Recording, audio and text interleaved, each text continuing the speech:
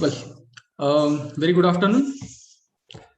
As we have seen in the past that UPSC has announced 120 vacancies this year for the UPSC geologist. Okay, that is combined geologist and geoscientist exam.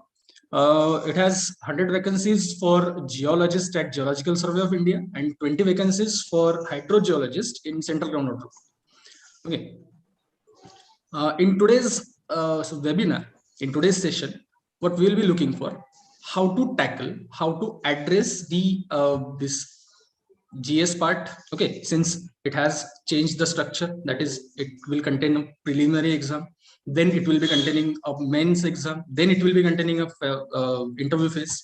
Okay, so how to address the preliminary test, how to prepare your strategy for pre-examination, how to prepare your strategy for mains examination, how to write effectively, how to study effectively, and we'll be giving you a timetable kind of, or not just timetable but a schedule.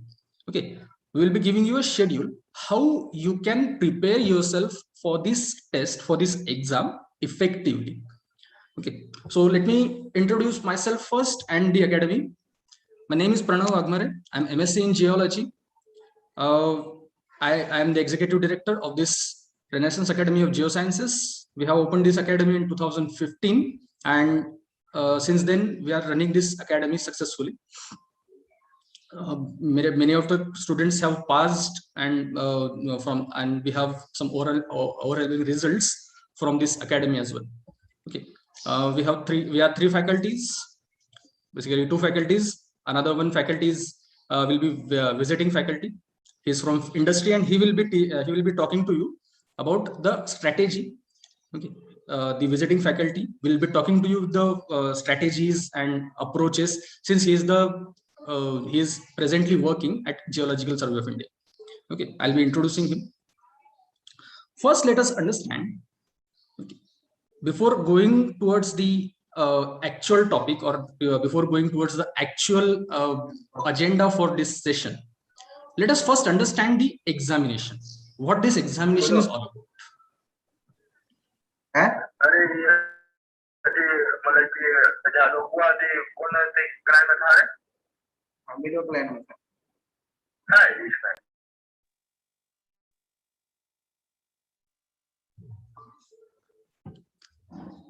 Okay, sorry for this disturbance. Let us understand first what this examination is all about. Okay, I'll show you the notification issued by UPSC, that is Union Public Service Commission, for GSI. Okay, so GSI has or UPSC rather, UPSC has announced the vacancies. Okay, it has announced the vacancies, the 100 vacancies, right? It has announced 100 vacancies for geologist and 20 vacancies for hydrogeologist. So in total, there are 120 vacancies. Okay, in total there will be 120 vacancies for that, for which you need to compete. Okay, now what is the pattern of this examination? Okay, what shall be the pattern of this examination? the pattern of this examination has changed since 2 years. Okay, earlier it used to be just one examination. Okay, earlier it used to be just one exam, that is just appear for the written exam. That is there would be an English paper, right? First English paper for 100 marks, then 3 papers for geology, geology paper 1, geology paper 2, geology paper 3, all for 200 marks, and one additional paper for hydrogeology. That is, if you want to compete for CGWB, that is Central Groundwater Board, at that time you need to appear for the hydrogeology paper as well. So that hydrogeology paper was also for 200 marks. Okay, so such 5 papers were there, completely written papers were there. Paper system were there. Okay, and once you clear that examination, okay, once you clear the written examination, there would be a interview phase. Okay, that is personality test, for as UPSC calls it. Okay, that is the personality test. And once you clear both the stages, you are supposed to be placed, or you are supposed to be joined as the officer at GSI or CGWB, what both. Right. Now, the approach of UPSC has changed since 2020. From 2020, the plan of examination has been changed like this. The plan of examination is, there is now stage 1 examination, stage 2 examination, and stage 3 examination. In stage 1 examination, which UPSC calls pre-exam or preliminary exam, okay, the pre or preliminary exam, it contains 2 papers. Okay, it contains 2 papers. Now, the first paper, that is paper 1, okay, paper 1 is of GS, that is general studies. Okay, that is the general studies. Now, what is the general studies? General studies include all these topics or these subjects which we used to study at the school level or up to 12th level. Okay, it includes current affairs, it includes polity and governance, it includes economy, it includes history, all ancient, medieval, modern. Then it includes environmental studies. Then it includes general science. In general science, it is well defined and it is well divided into physics, chemistry, and biology syllabus. Okay, and it has one more section that is called as geography. Okay, so the major portion, as we are studying the papers from last 2 years, a major chunk of questions is coming from 2 subjects, and those 2 subjects are general science, that is physics, chemistry, biology, and EVS, that is environmental studies. So the major emphasis of the UPSC, or the major approach of UPSC of this for this examination, for this UPSC geologist examination, is on the sciences portion. But yes, when UPSC is focusing on science or environment, you cannot neglect other subjects only. Okay, you cannot simply neglect polity, you cannot simply neglect economy, you cannot simply neglect current affairs for that matter.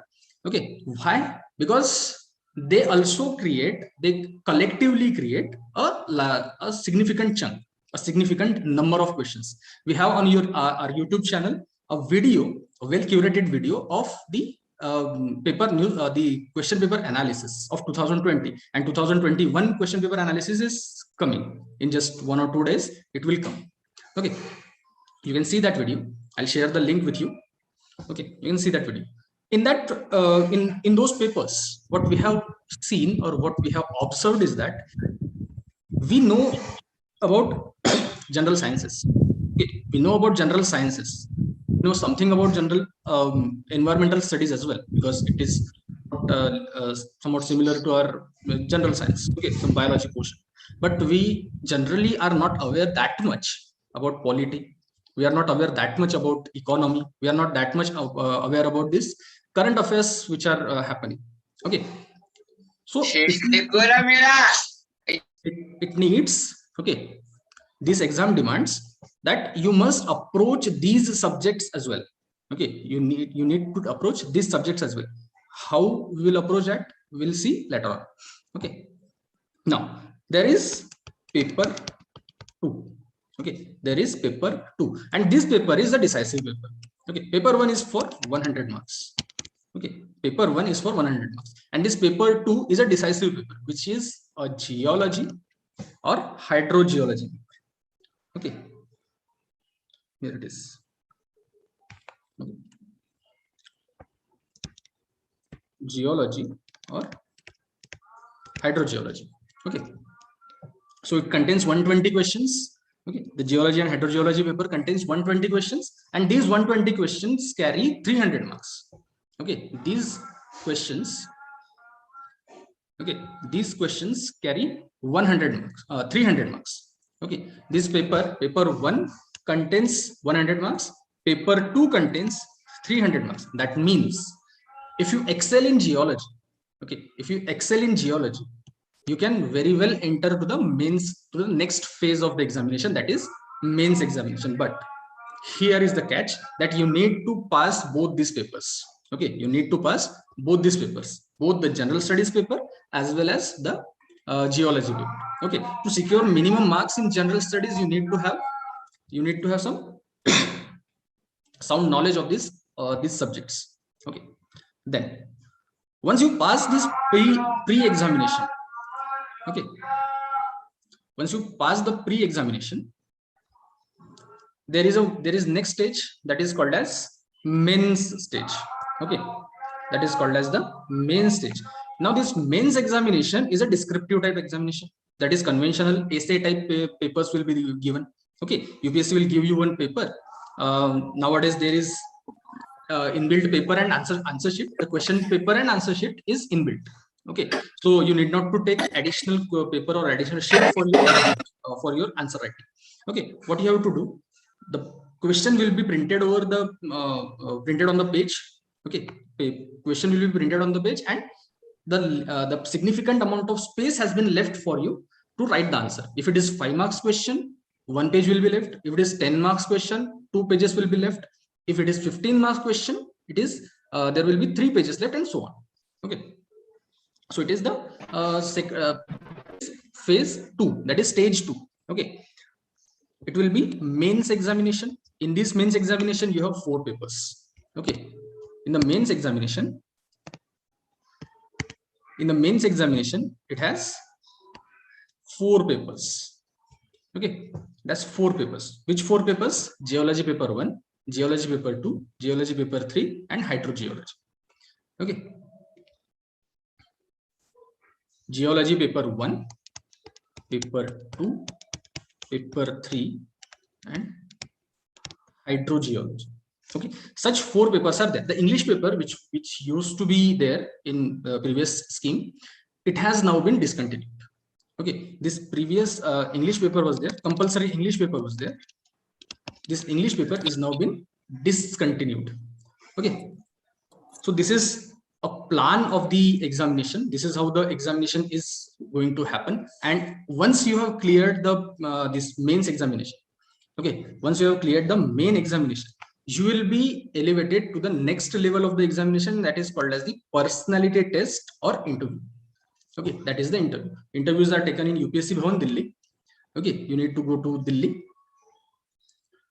Once you clear personality test, okay, once you clear the personality test, the ranks will be allotted. Now, how the ranks will be allotted? The ranks will be allotted on the basis of stage 1 marks plus stage 2 marks plus stage 3 marks. Apart from CSE, that is civil services examination, in civil services examination, stage 1 marks are not counted for merit. Okay, in civil services examination, stage 1 marks are not counted for the merit purpose. Okay, only main examination marks are counted. Mains and personality test marks are counted for the merit. But in case of geologist exam, stage 1, that is general studies plus pre, that is pre-examination obviously. Okay, stage 1, that is pre plus mains plus interview. You need to perform well in all these 3 phases. Okay, you need to perform well in all these 3 phases. You cannot simply leave that I'll just attain a boundary in pre-examination, I'll just go in mains examination, I'll write extraordinary answers. Okay, I'll just pass the mains examination, and in interview I will extravagantly present myself. so that the interviewer will be impressed and just place me with rank 1. No. Why is it not? Because you have not performed well in your pre-examination. Okay. One person who has gained more marks than you in pre-examination, significant number of marks in mains examination, and considerable marks in interview stage, he is likely to get a better rank than you. Okay, he is likely to get a better rank than you. Why? Because he is performing since the pre-examination. And here is the catch. So for pre-examination, you need to prepare well. Then for stage 2, that is the main stage. Okay, you need to have some answer writing practices, some all these things. Okay, and the personality test, which depends upon again you. How do you prepare? How do you present well in terms of in front of you the interview panel? Okay, so this is all about this examination. Okay, this is all about the examination. Now let us see the syllabus for general studies paper first, the paper 1. Okay, where is it?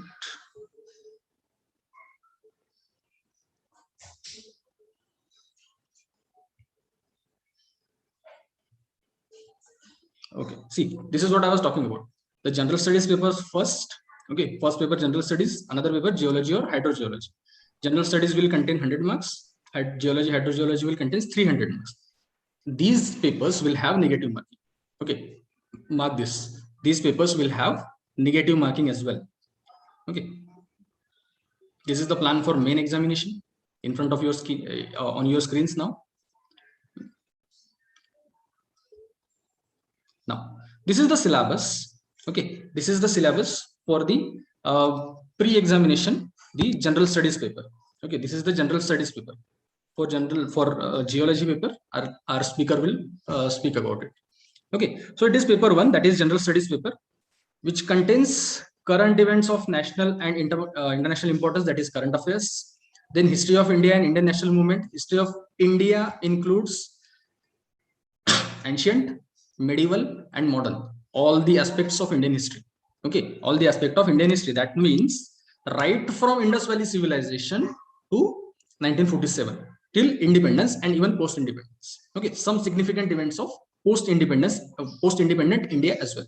Okay, then Indian and world geography, that is physical, social, economic geography of India and the world. Okay, some of the classified topics. Then Indian polity and governance. By far, this is the most I can say this is the most challenging subject for majority of the students of geology, because it involves the memorizing the constitutional terms, some legal terms. Okay, some legal terms are there, so it is a bit challenging to understand, not to understand but to recall. Okay, because it has larger amount of data. Okay, it has major amount of data. Okay, another data is there. Okay, so it is constitution, then it will contain political system, then panchayati raj, public policies, rights, issues, all these things. Okay, then it has economic and social development, that contains properly economics. Okay, that contains economics as well as some social justice, agricultural sector, and all these things. Okay, then general issues of on environment and ecology, that is environment and ecology, it contains some major chunk. Okay, and general science, which contains physics, chemistry, and biology. Okay, it contains physics, chemistry, and biology portion. So this portion, general study, this environment and general science. Okay, environment and general science, it covers almost 50 questions out of 120. Okay, out of 120 questions, almost 50 questions come from these two topics only. Okay, other topics are also that important. Okay, but a major share, the lion's share of the paper is taken by these two subjects. Okay, so it is very much important to address these subjects properly. Okay, so this is a brief overview. Okay, this is a brief overview of this examination. Okay, this complete examination, how the examination will be happening, how the examination will carry out. Okay, okay then. Anybody has any doubt regarding the examination or examination pattern and all?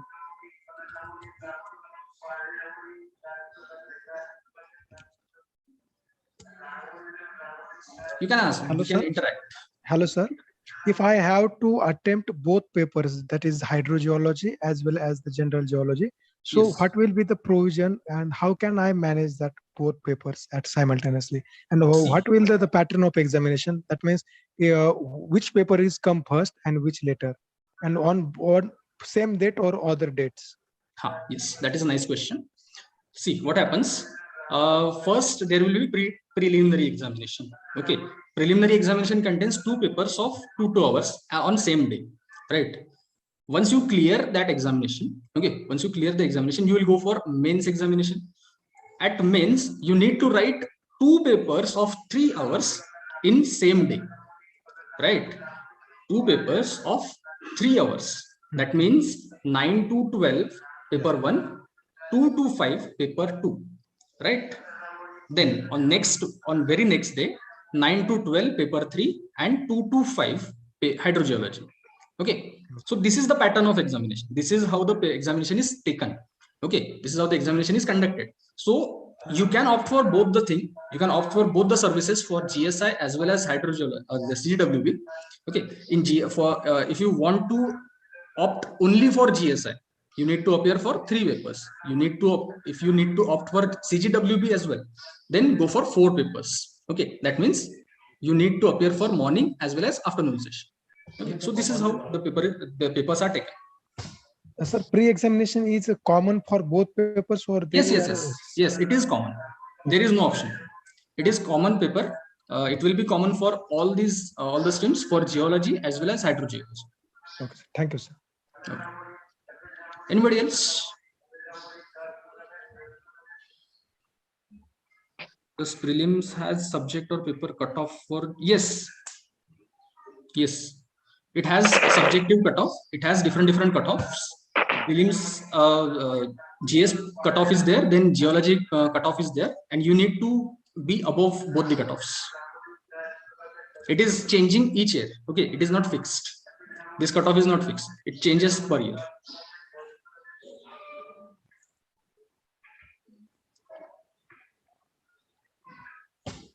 Sir, can you guide us about the answer writing? How to answer right, and what will be the strategy for that? Yeah. For that we have a guest speaker. He is coming. Okay, he will give you.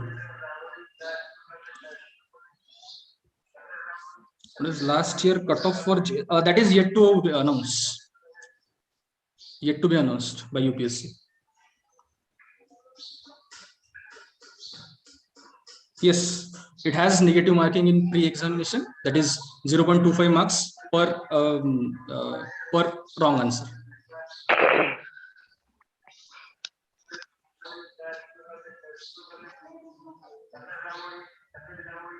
Yes. Anybody else?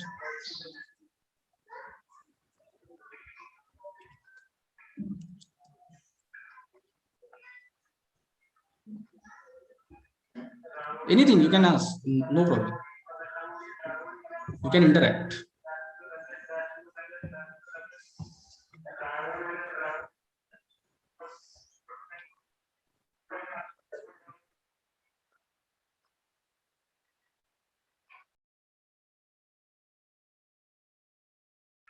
Yes, Anush. PT marks are counted. Each and every stage of this examination. Just a minute.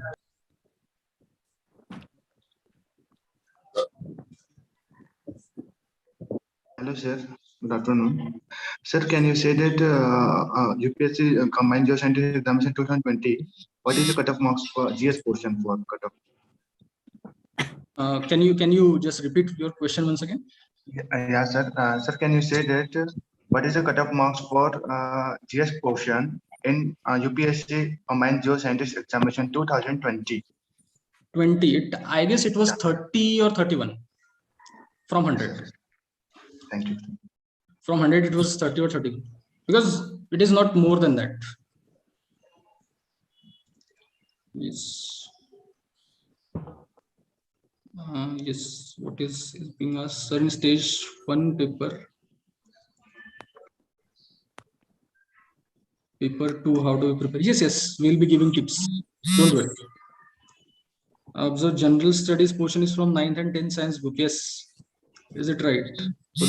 See, there are the portions from 9th and 10th up to 12th, max to max. Okay, max to max 12th. Not general science has not been asked above that, or much advanced portion is not asked. Okay, environmental portion is also basic portion, but it is it is heavy with current affairs. Okay, the environmental portion is heavy with the current affairs. Okay, so whatever is being done in your surroundings, whatever is coming in newspapers, you need to have an eye on it and read the static portion from that. Okay, for general science portion, just go through NCRTs. Okay, the science books of NCRTs right from 9, 10th, 11th, 12th. That will be enough. Since paper 1 is qualifying paper, so if we get negative, it would be deducted from only paper 1. Paper 1, the entire score of paper 1. It will be deducted from the score of paper 1. You recommend this book for specifically for which subject? If you ask that, I'll be helpful.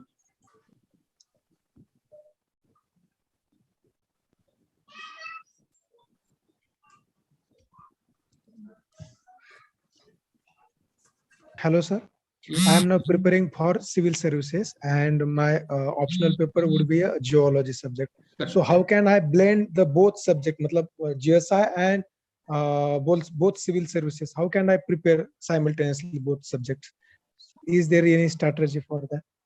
See, if you are preparing for that, okay, if you are preparing for UPSC, CSE and the GSI both, okay, syllabus is not different.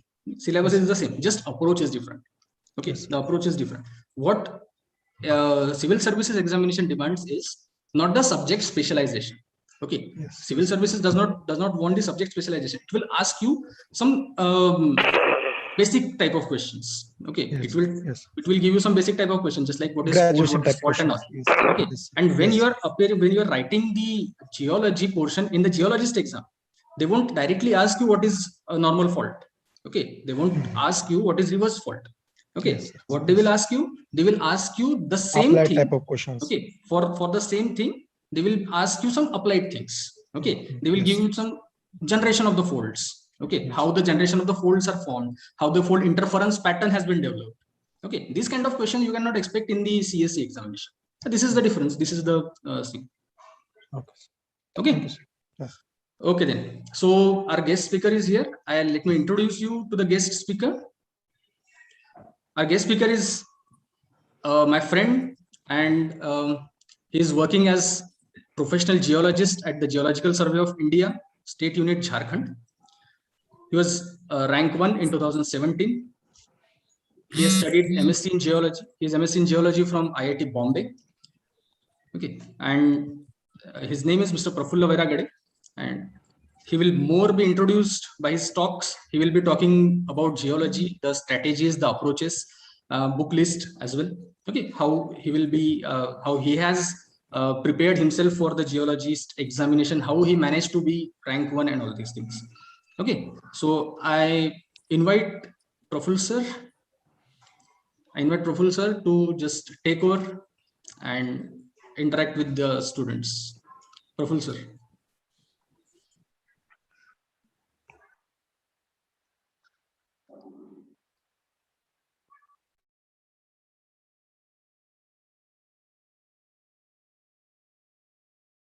So please unmute yourself.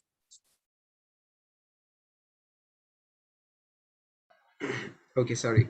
Okay, good afternoon, everyone, and thank you, Pranav sir, for inviting me here for this introductory session kind of thing.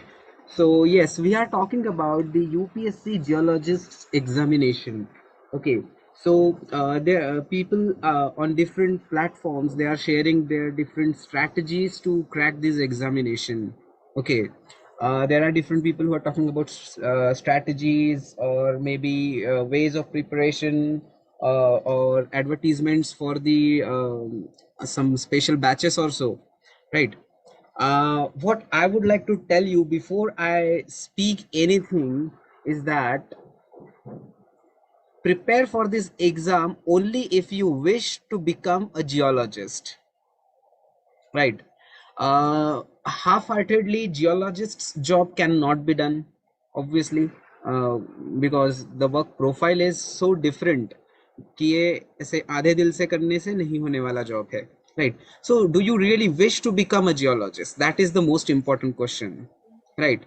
If you actually wish to become something, if you wish to become something, then you need no inspiration, I guess, right?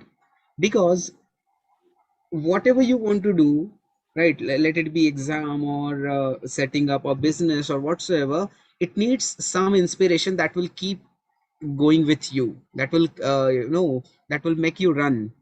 So that inspiration should come from within you, right? So if you want to become a geologist, then this is a chance.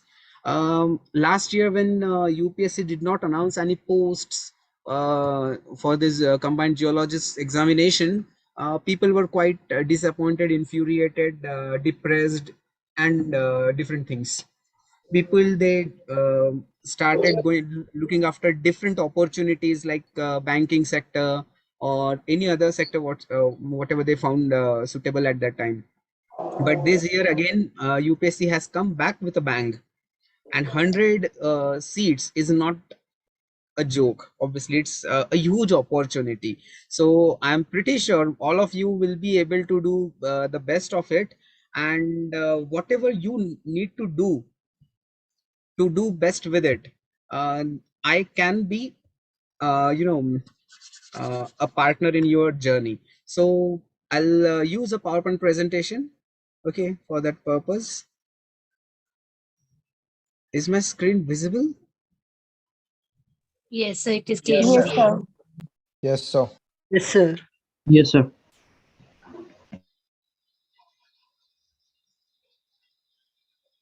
Okay, did it come full screen now?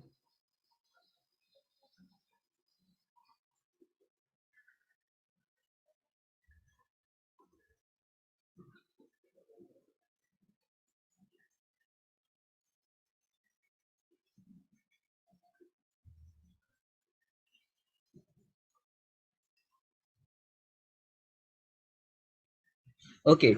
Um, so again, my name is Praful. I'm working as a geologist at Geological Survey of India. I'm currently posted at State Unit Jharkhand office. That's in Ranchi. You must be knowing about it, Ranchi, right? Dhoni ka shahar. Why is the slide not advancing? Okay. So I'm audible now, or am I muted? Yes, I'm sir. audible. Yes, sir. Yes, sir. Okay, great. So see, before I move ahead with the examination, let's know what you are trying to prepare for. Somehow I have missed writing about the Central Groundwater Board (CGWB) because I don't have any much idea about CGWB, because what I'm going to speak is the inside picture. So I'm comfortably talking about Geological Survey of India. So as you know, Geological Survey of India, that was established in 1851, is the second oldest or survey organization of India. The first one was obviously Survey of India. So you can see how old is GSI. It's super old, right? More than 100 years old. So obviously, in the journey of this huge journey of more than 150 years, in fact, Geological Survey of India has explored most part of the India. Now what is GSI doing ultimately? If we have already explored everything, तो अब हम क्या कर रहा है, right? So the thing is, we are revisiting the spots that we have visited, or we are trying to fill in the gaps that were left behind. Jin, the areas that we have explored with the earlier techniques, with the primitive techniques, probably like plane table mapping and all, now we are carrying out the specialized thematic mapping. We are carrying out magnetic surveys, gravity surveys, and different types of surveys and mapping projects, so that we will be able to bring out the geological information from the uh, Indian subcontinent, basically India. Yeah, we do keep on helping neighboring countries in rare, in the special or rare cases, I would say. Okay, so Geological Survey of India is a part, or you can say attached office to the Ministry of Mines, Government of India. So if you become a geologist, you will be basically an employee of Ministry of Mines, and you will be a class 1 gazetted officer. Don't take that word gazetted seriously though. Okay. GSI works in the field of assessment and exploration of natural resources. Sounds huge, but it basically means mineral exploration. Okay, we want to search for the minerals. What do I mean by a mineral? I do not mean quartz and feldspar and hornblende and all. I mean minerals as in ore minerals. Geological Survey of India is not working much in coal and petroleum, obviously, because Geological Survey of India is a parent organization. ONGC came out of it, CGWB came out of it, CIL it came out of it. So this is a mother organization. Okay. Along with exploration for the minerals, we are working on some natural disasters like landslide and all. We are nodal agency for landslides in India and the rest of the geoscientific studies. Now, this geoscientific studies includes all kind of studies. It could be paleontological, it could be polar, it could be meteorite or whatsoever. All kind of studies is done here. So one thing you need to keep in mind here, that Geological Survey of India is a part of Ministry of Mines. It's not a part of Ministry of Earth Sciences. Okay, and there is a huge difference that it makes, because you are in Ministry of Mines and not in Ministry of Earth Sciences. Here, because you are in Ministry of Mines, you have to take care that the ministry runs, and ministry runs on mines because mines give you revenue. So your job is to keep on generating the revenue for the betterment of your nation. Okay, so your prime focus is basically the mineral exploration. Rest of the thing is done just to understand the mineral exploration in a better way. Okay, obviously, because we are so old organization, we are responsible for the discovery of most of the mineral deposits in India, obviously. Okay, now coming to the examination, which I personally do not prefer much talking about the examination, because I personally believe in forgetting the examination, remembering only the dates. Anyway, so as you know, since last year, the UPSC Combined Geologist Examination has been changed. The pattern has changed. It has now become 3 stage from the 2 tier examination. Here first will be a very typical objective type examination having 2 papers. One was your general studies and then the geology. This geology includes everything. Why am I saying everything? Because obviously there is a syllabus, prescribed syllabus for everything, but you can never um, trust that syllabus. You have to study everything that comes in your way, actually. Okay, secondly, the way of preparation for an objective type examination and descriptive type examination should theoretically be different, right? Do you agree? The way that you approach an objective type examination and descriptive should be different, right? Because if you are a king and you are going to wage a war with a neighboring country, you need to know what kind of war it is going to be. Are you going to be using cannons and guns, or you are going to use the swords and knives, right? So क्या चलाना है उसके हिसाब से आपको preparation करना पड़ेगा. So here objective type है तो उसके लिए प्रिपरेशन अलग पैटर्न में होना चाहिए, डिस्क्रिप्टिव के लिए अलग होना चाहिए. But what I would recommend you very strongly, like I want you to keep it in mind always, that you do not have to worry about the examination. Forget that you have to appear for an examination. Just remember the date and what venue of your examination.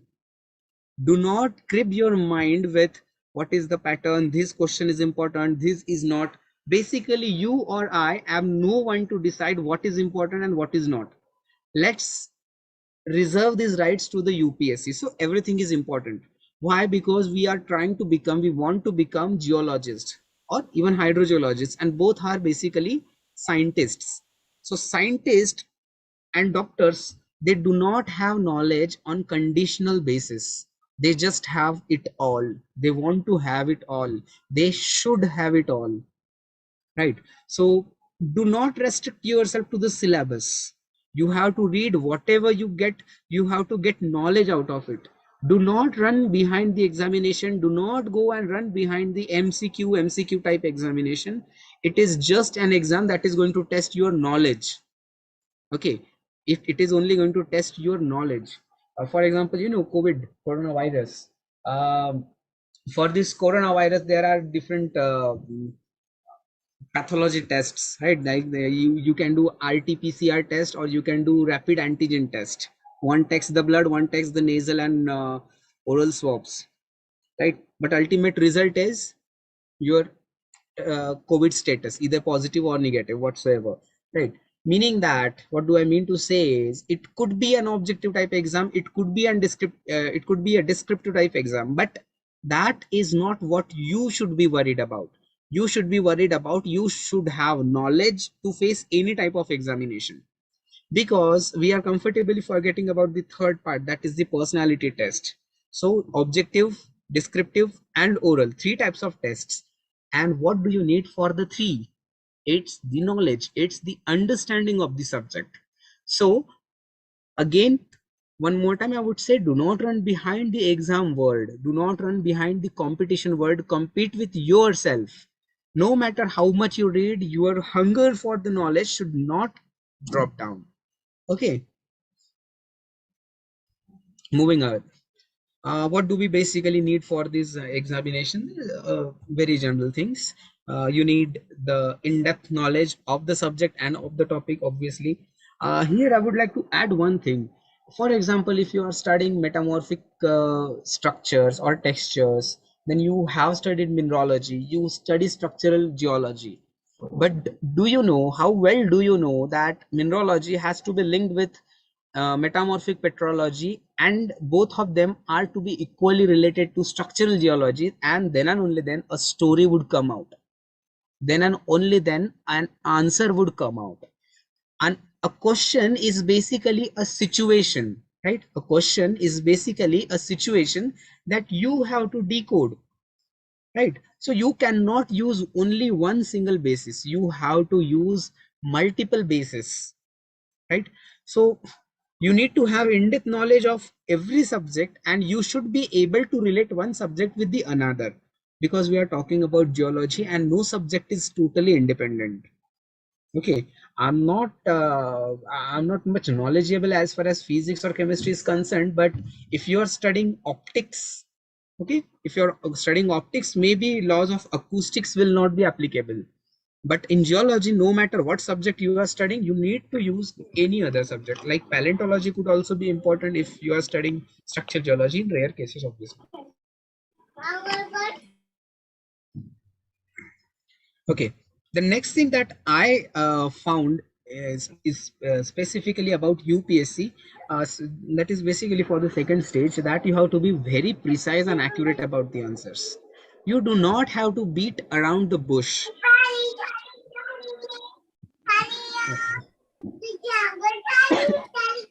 Mansi, I guess you need to mute yourself.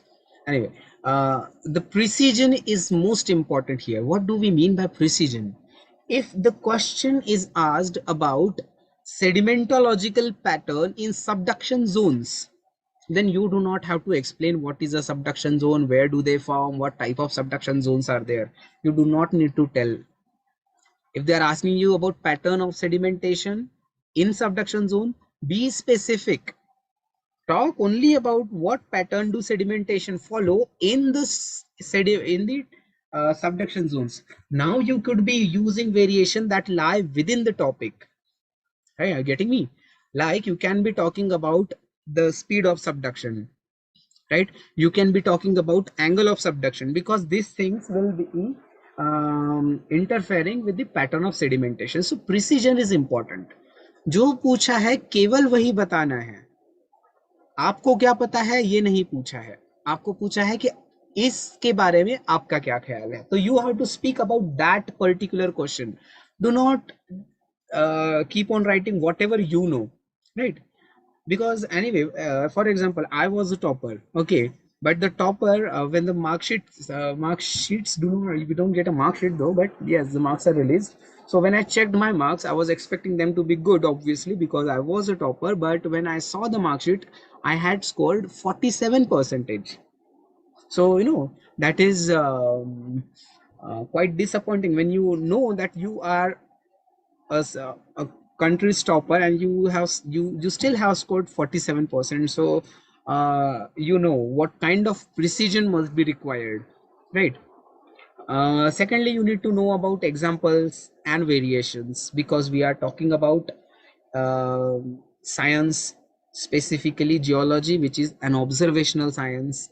Okay, though experimental things are there, but it is more of observational than experimental. Okay, so examples and variations and even exceptions are to be known. You have to be India specific. Okay, whenever you are trying to cite an example, if you want to cite an example of an ultramafic complex, be specific. Say Sitampundi complex. Do not give an example of some complex in Canada. Okay. Excuse me. Lastly, a diagram is a key. What do I mean by this is, undoubtedly you have been allotted a lot of space to write your answer, but devote some space of that allotted space to a diagram, because whatever you have written, a diagram will be representing the same. So the valuer might miss on some of the topics, some of the words that you have written, but he can never miss a diagram. Whatever you want to say, use some tables, or an algorithm, or a flow chart, flow sheet, or a diagram, or a pattern, or whatsoever. Use some kind of illustration. Some kind of illustration is a must, because that will catch attention, that will show how you have included everything in a small package. Okay, so Sir, what is the diagram. illustration? Sir, what is the meaning of illustration? Illustration means anything like diagram, table. To show, to illustrate means to show. Okay. Okay, sir. Okay, sir. I got it, sir. Yeah. Thank you. Now talking about this syllabus. Okay, so obviously there are two major things. I'm not talking about GS, so I guess the faculty members of the academy would be talking about GS part. I would be talking about this part, geology and hydrogeology. Basically, geology is a big fraternity of people and science. We do not consider hydrogeology as a separate subject. We consider it as a geologist kid. Okay, so but as far as exam is concerned, there are two: geology and hydrogeology. Now, your stage 1 examination, that is MCQ type, objective type examination, that is including total 10 subjects: physical geology, structural geology, mineralogy, igneous petrology, metamorphic petrology, sedimentology, paleontology, stratigraphy, and economic geology. This will be a part of geology, and hydrogeology as a separate subject. The diagram is just for representative purpose. The shape is not representing anything. Okay. I'll move further, because subjects will remain the same in both the stages. Okay, only the type of questions would change, right? Firstly it will be objective, then it would become subjective. Okay, so I will now be talking about the next stage. Okay, this is the next stage. Okay, stage 2, right? I forgot to give a title here, I guess. Just a second, let me check. Okay, for the stage 2, what do you need to have? What do you have? You have the same subjects. Okay, slightly bifurcated, slightly detailed, obviously slightly detailed. Even more in-depth knowledge is required now, and even stronger preparation is required here. So these 10 subjects are divided into 3 papers: paper 1, 2, and 3. The group of papers, right, group of subjects into paper 1, 2, and 3, these groups are not made on any particular basis. Only care has been taken that the paper 3 is reserved for economic purposes, which is not required for a hydrogeologist. Okay, so if you want to appear only for hydrogeologist examination, you don't need to appear for the paper 3. okay, of stage 2. But if you want to appear for geologist or both of these, then you have to appear for all 3 papers plus hydrogeology paper. Okay, so here we are talking about paper 1, 2 and 3. Okay, in the coming slides I have used some pictures of the books that I used, and I would personally recommend. But before I do that, I would like to tell you one important thing. I like suji ka halwa, okay, but not everybody needs to like it too, right? What I like might not be your choice. Okay, I like to read Hindi books, but you probably might not be so good with Hindi. So you might be preferring maybe Bengali or maybe Tamil or Telugu, whatsoever your languages are, right? So recommendation is purely on personal basis, but obviously widely accepted kind of thing. But again, there could be one book or another that you might like better. Okay, and that is totally fine. These books what I am going to talk about, those are not the standard set of book. That is the set of book that I would recommend. Okay, so आपके लिए कोई अलग book होने से भी कोई गलत नहीं हो जाएगा, ठीक है? Okay, so I'm going, I guess, paper wise. For physical geology and remote sensing, if you are new to geology, or if you know very little about geology, or you have been ignorant and less encouraged few years ago and you did not study basics properly, then fundamentals of physical geology by Shripad Jain, a Springer edition, is very good for you. Okay, also for learning the basics of geomorphology in easier language, geomorphology by Savindra Singh is good. One issue with geomorphology by Sobindra Singh is it's too big, too huge. Okay, secondly, most of the part is basically the book is not written for geologists, it is written for the geography students basically. Okay, so most of the things that are included in geomorphology by Sobindra Singh, it is from a geography perspective, so you have to limit its use for the geology domain. If you want to be purely geological, then the Global Geomorphology by Michael Sommerfeld is the best one. It takes a little time to get acquainted with Sommerfeld's book. Okay, now talking about rest part of the physical geology, some part that is about plate tectonics and all. Obviously, this pioneering book by Condi is the best. If you have any question in between, you can interrupt. Okay, that's not at all an issue. Now the second part of this subject is the remote sensing and geodesy. So there is this beautiful book on geodesy by some Chinese people. I don't want to take their names because I don't know how to pronounce their names. It's quite tough for me, so I'm avoiding. Okay, but the book is really good. It's very well written, but it's in pretty details. So you have to take care that what you have to, what you need and what you don't need. So don't waste your this specific current precious time in reading what is not required for you. So you only need basics of geodesy. So you can go for the first 2 chapters of this book on geodesy, and you can ignore the others because that is not for you. That is basically for geophysics people. Then there is this book by RP Gupta, Remote Sensing Geology. That is one very good book, excellent one.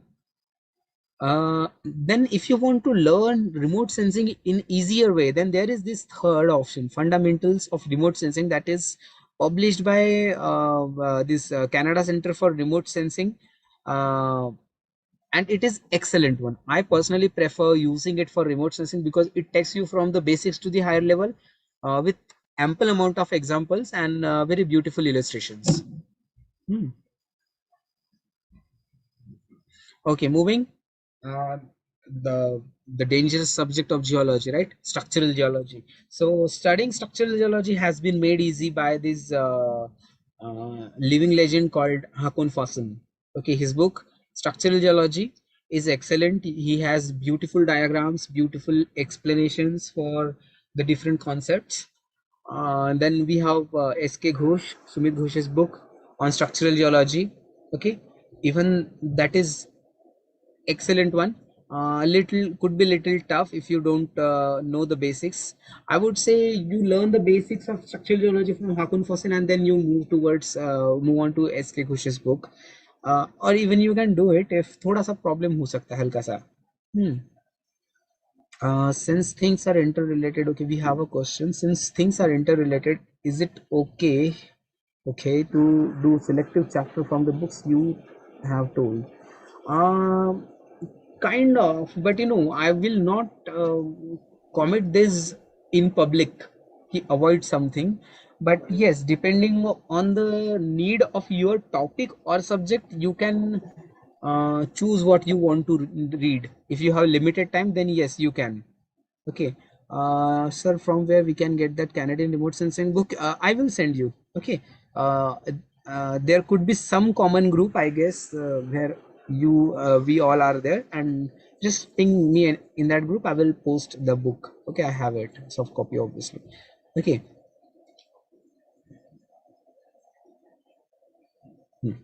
Okay, then if you have studied well in the past, since your BSc days you have studied well, अगर आपका पढ़ाई अच्छे से रहा है, आप हमेशा से serious रहे हैं, then you can go to the God of Structural Geology, that is John Ramsay's books. There are 3 volumes. Okay, you can go for all 3 of them or whatever you need, but that's a next step. Okay, if you want to become a good structural geologist, if you want to become much more stronger in structural geology, then David Pollard and Reynold Fletcher's book is there, Fundamentals of Structural Geology. You will get to learn in enormous quantities of knowledge about the stress, strain, deformation and all. You will totally love this book, but the prerequisite is you need to know some basics of structural geology. Okay. Now moving to the sedimentology, one of my favorite subjects, Sandbox Junior. He will be able to provide you the best possible explanations on sedimentology. You can do your structures and all from Sandbox part. Your textural study and all is very good from Sandbox. For your sequence stratigraphy, sedimentary depositional environments, you should prefer sedimentology and stratigraphy by Gary Nichols. Make sure you have second edition. So these 2 books will be taking care of your complete sedimentology, and I'm telling you, if you read Gary Nichols carefully with interest, you are going to fall in love with this book and probably with this subject as well. Now talking about the nightmare subject, paleontology, right? Many of the students, they are afraid of paleontology, and rest of them do hate paleontology. I belong to the rest. No, I don't hate paleontology, but yeah, I'm afraid of it. Anyway, paleontology again, is the syllabus of paleontology could be divided into 3 parts. One is the descriptive paleontology, that includes the process and types of fossils and different physical features of the fossils. Then you have the study of morphological features, in which you have vertebrate paleontology, invertebrate paleontology, and finally you have the micropaleontology. So this Donald Prothero's book, Bringing Fossils to Life, is excellent book. If you want to become a paleontologist, then I guess you must have read this book, or if you read this book carefully, you will want to become a paleontologist. Even I wanted to become one. Then Michael Benton's book on vertebrate paleontology is beautiful book, but it needs a lot of time. So you have to be precarious. Okay, thoda sa economically you have to spend the time. Okay. Then Peter Doyle's Understanding Fossil is again a good book, good diagrams, good simple explanation. Okay. Difference between Prothero's book and Doyle's book is that Prothero is talking about paleobiology. He will be talking about evolution, speciation, radiation, migration, everything, all aspects, physical aspects of the paleontology. Whereas Peter Doyle's book on understanding fossils is restricted to the morphological description of the fossils. So किस में से क्या लेना है वे आप देख सकते हैं. इसके अलावा भी और कुछ बुक्स है. फॉर एग्जांपल एक when we were in BSc, there was a book by someone, M.A. Koregawe, I guess. That book is just good, okay, but do not restrict yourself. Okay, you can climb Mount Everest. Okay, you can climb Mount Everest. Do not stop at Aravallis. Okay, dream of Himalayas. Do not dream of Aravallis. Anybody can climb. Okay, चढ़ना ही है तो हिमालय पे चढ़ो. ठीक है. So Koregawe is okay only as a reference during BSc time. But if you want to grow further, especially if you are preparing for UPSC or even higher, do not stop at Koregawe. If you have it, forget that you have it. Okay, and go for the better books and learn a lot. Okay, now finally, if you are very bad at paleontology, then Shripad Jain has again a commendable job in raising our standards, and he has published this book, Fundamentals of Invertebrate Paleontology, Macrofossils, and he has talked about um, a lot of descriptive part, physical part, and description of the very common invertebrates like pelecypod, gastropods, and all. Okay. Okay, now my most favorite subject. I love this subject like anything. Stratigraphy, Indian stratigraphy. Again, the stratigraphy subject could be of, I would say it is again in some sections. First one is the principles of stratigraphy. Okay, so like what are the different types of stratigraphy, what are the different principles of stratigraphy, what are the different proxies, what are the different stratigraphic code of nomenclature, means when to call something as a bed, when to call something as a group or formation or whatsoever. So that is one descriptive part is there. Then you have to study the stratigraphy of earth, that is stratigraphy or stratigraphic distribution in time, study of geological time scale, I mean, right? So that would be one part. You need to know geological time scale. I don't know what subject it would become a part of. I prefer calling it as a part of stratigraphy, because here this is where we worry about space and time both. So space to hum cover kar lete hai, but time we always forget. So geological time scale has to be included very precariously and in pretty details if you want to study stratigraphy. Then there are some books which will try to make you lazy. Okay, there are books which will try to make you lazy, but here are some books which will try to make you busy. So whether to be lazy or busy, that's your choice. So there are some books which will give you information very easily. For example, the infamous book by K.M. Bangar. Okay, that book will give you some stratigraphy, but what is the level of that stratigraphy? The book is not considering new advances in the stratigraphy. Also, stratigraphy is ever changing. It keeps on updating. For example, if there is some succession of Aravali supergroup, okay, but I work in the area for 4 or 5 years, I will be able to revise the stratigraphy if I need. Okay, so that revision is to be taken care of. So you have to forget about the older successions now, and you have to take care of the newer ones. So newer ones will be available on in the higher books, but before that you have to understand the general tectonic framework of India. For that purpose, this Cratons and Fold Belts of India by Ram Sharma is an excellent attempt. And then the giant himself, K.S. Waldia sir, his book The Making of India, Geodynamic Evolution.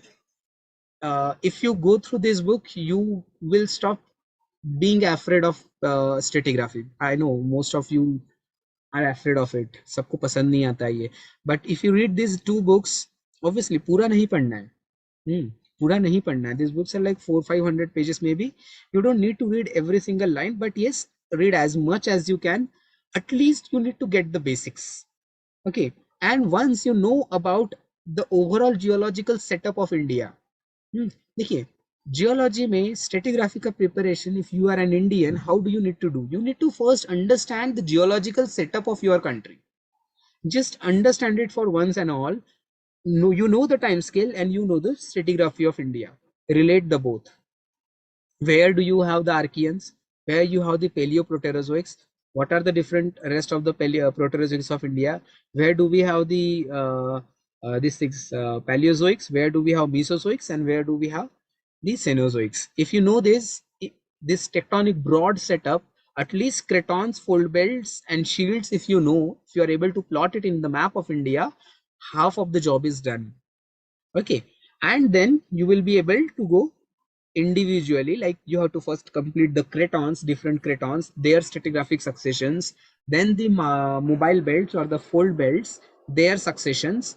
And when you are studying a craton, you make sure that you know evolution of that craton, because a craton represents enormous time frame. So that time frame was accompanied by large scale crustal processes. Those crustal and upper mantle processes are recorded in those cratons. So the stratigraphy of craton will be able to give you a history. So that history has to be decoded, and hence evolution of individual cratons must lie on your lips.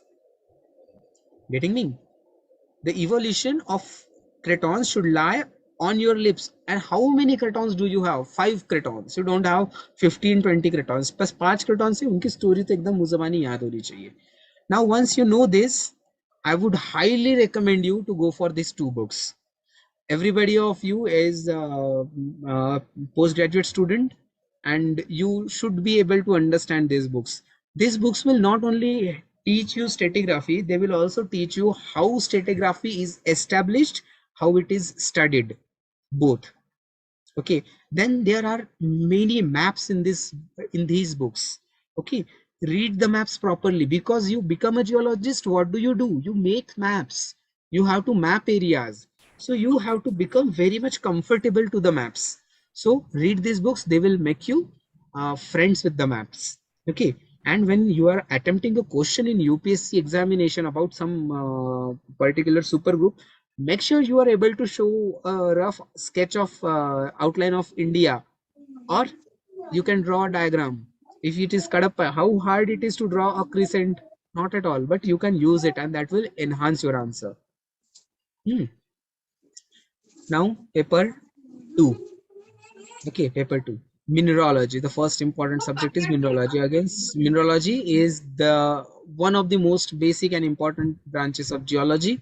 So you can use Dexter Perkins' book Mineralogy. It will take care of your crystallography, descriptive mineralogy, and optical mineralogy, all 3. If you want to have better control on your descriptive mineralogy, you can go for the book An Introduction to the Rock Forming Minerals by Deere, Harvey, and Zussman. If you want to study crystallography in details, the Donald Sand's book is there, Introduction to Crystallography. But again, this book is little what can I say, not confusing, not tough, little older. Little older book. So take care while you study this book. Now for optical mineralogy, because it is one whole subject actually. So William Ness's book is there, Introduction to Optical Mineralogy. Do it properly. Study the light optics and interaction of light with the mineral very carefully. You need to know optical properties of most common minerals, because there could be questions like compare the optical properties of biotite and hornblende, or CPX and OPX, or olivine and CPX, quartz and feldspar, feldspar and nepheline. These minerals which look similar in thin sections, they could be seen in your question paper as well.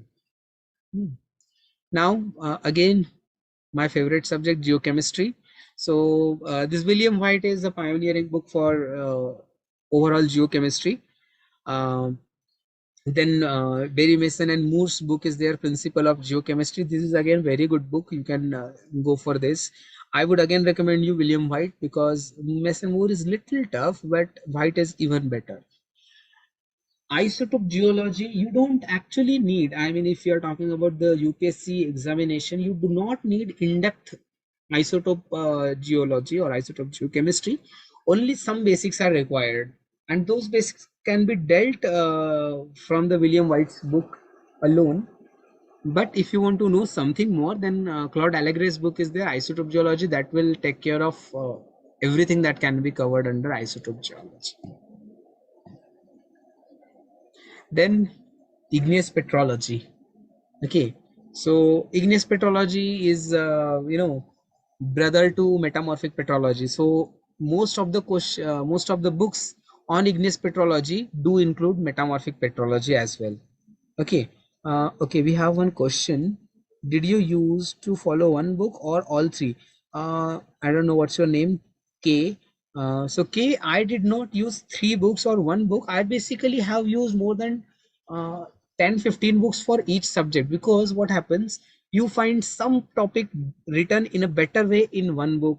दूसरा topic कहीं और अच्छा होता है, so you can prefer any number of books. But there need to be one path that you follow. That's why I'm telling you recommended book, because topic wise we cannot recommend a book now. So I'm just giving you a roughly best books, but some or another topic could be there for which you might be required to use an unorthodox book or a not a very common book. Okay, I did that, but I follow more, the more I get confused. Yes, that is possible. If you read more and more, you will be more confused, because uh, there are two possibilities. One, sometimes the concepts are contradictory in different books.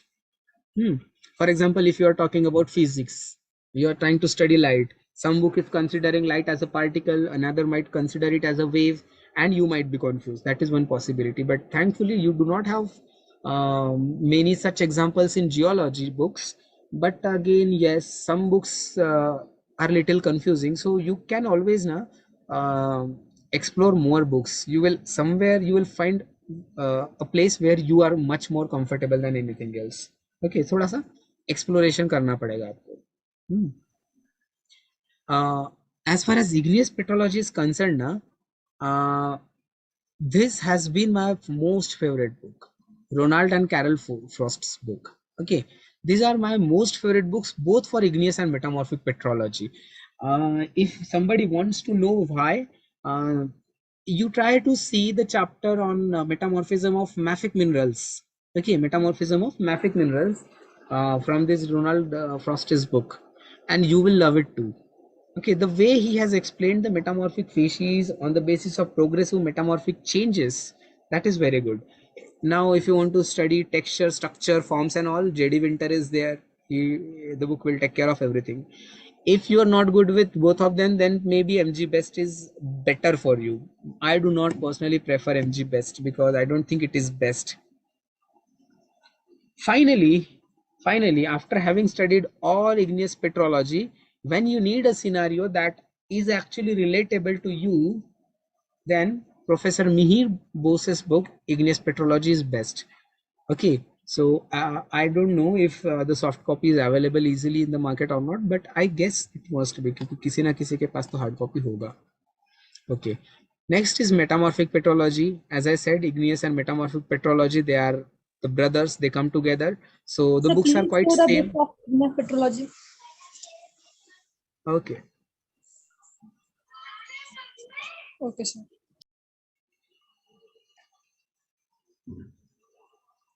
I'll Okay, sir, share I the got it. PPT if you Okay, sir. require. Yeah. Okay, sir. Okay, Yeah, sir. I will share the PPT if you read. If you Okay, need now, I will share the PPT also. okay, sir. For metamorphic petrology, again, this Frost and Winter's book are best. If you need something more, then the Bruce Yardley's book is there. Apart from these books, I guess Bhaskar Rao's book is there on metamorphic petrology. Even that is very good book. Very good book. I like the part on metamorphism of pelitic rocks in Bhaskar Rao's book.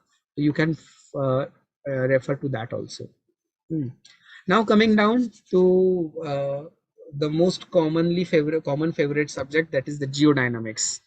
Again, if you know nothing of geology, Shripad Jain, thanks Shripad Jain in advance. Okay, if you know it a little better than anyone else, then Kent Kondi's Plate Tectonics is good.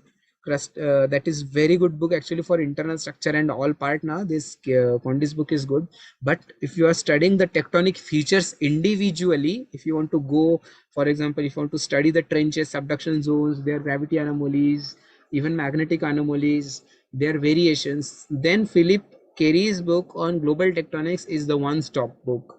You'll find everything here. So I would personally recommend this one, Global Tectonics by Philip Carey. Okay, this I guess by far my favorite book. Now the paper 3.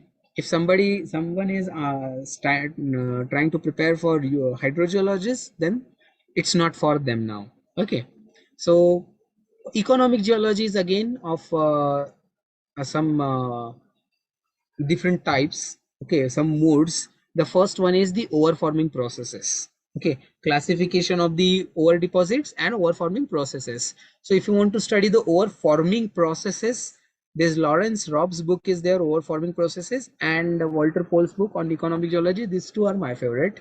There are overforming over deposit models in Lawrence Robb's book, and one more book is there, or deposit models. I guess iska naam hi wahi, or deposit model. I don't remember the author, but that is very good book.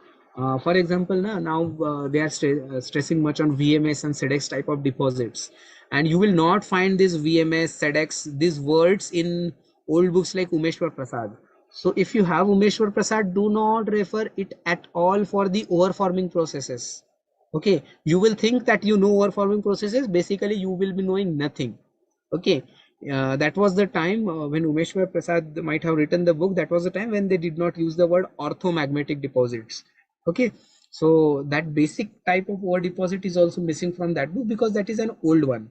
Okay, yeah, John Ridley's book is there, okay, on over deposit model. Okay, I'll be able to share that book too. I have it. Okay, anyway, so Umeshwar Prasad you don't have to use for overforming processes. For overforming processes, Lawrence Robb and Walter Pohl is enough. Not enough, much more than enough. And VMS SEDEX are explained so beautifully that you will love it that way. Then Anthony Evans's book is there on over geology. Again, if you don't if you're not comfortable with the first two, then you can go for Evans book. Then you know Bateman's classification that you study, right? So a book is written by Alan Bateman. You can go for it too. Okay, that is also a good book, but again, an old version. Okay, then Indian mineral deposits and mineral economics. अब यहाँ पर एक problem है, ठीक है. Problem ये है कि यू हैव वेरी लिमिटेड और no books available for Indian mineral deposits, no good books. Means for example, if you want to study about Rajpura Dariba mine, Rampura Agucha mine, if you want to study the Singhmum copper zone, right? So you do not have a standard book that will take care of everything, but you will have to search the answers for your questions in different books. So one, there is this not book, basically it is a volume by GSI, Mineral Resources of India. Okay, that is including a lot of information. Okay, that is including a lot of information. You can use this. Okay, बहुत सारा. If there is a question, describe iron deposits in India, you will be able to write 50 pages if you remember everything. Then Umeshwar Prasad's book is here, Economic Geology. Some part you can take it. Okay, do not take everything because, for example, the Jadugoda mine and all. Okay, the Umeshwar Prasad book says it's in Bihar, right? But 21 years ago, Jharkhand has separated out of Bihar. So the book is pretty old. Okay, newer edition has not come yet, so avoid using it. Okay, do not try to learn the easier way. Okay, थोड़ा मेहनत ज़्यादा करने का कोशिश करना पड़ेगा. Okay, then there is this new book by S.K. Haldar sir, Mineral Exploration Principles and Applications. This will take care of one more subject, that is mineral exploration, coming in the next slide itself. Okay, in this book, Mineral Exploration, he has included some of the Indian mineral deposits and he has done a good job on it. Very good job on it. Very simple language, yet informative. Then for mineral economics, there are very few options available actually. There's Rayan Sinha's Mine and Mineral Economics. That is more from a mining engineer's perspective, less from a geologist. Okay, then Sinha and Sharma's Mineral Economics. It is also good one, but again more from mining geology, less from geologist perspective.